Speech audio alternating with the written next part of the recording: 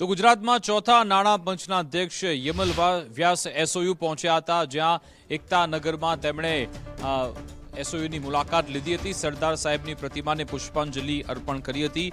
ચોથા નાણાં પંચના ચેરમેન યમલ વ્યાસ એકતાનગર સ્થિત સ્ટેચ્યુ ઓફ યુનિટીની મુલાકાતે પહોંચ્યા હતા, જ્યાં સરદાર વલ્લભભાઈ પટેલને ભાવપૂર્વક પુષ્પાંજલિ અર્પણ કરી.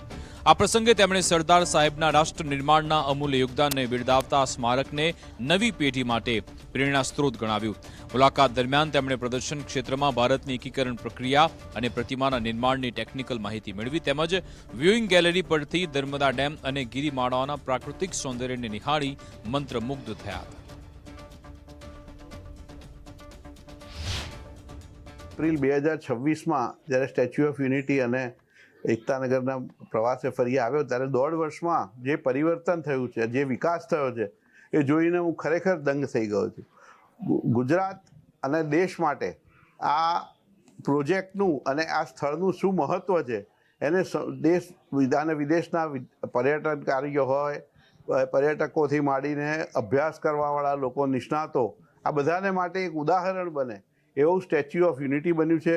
એવી જ એકતાનગરના પૂરા જિલ્લાની જે વિકાસ થયો છે અને જે ઝીણવટપૂર્વક વિદેશને ટક્કર મારે એવા પાર્ક બનાવવામાં આવ્યા છે, એવા સ્થળ ઊભા કરવામાં આવ્યા છે.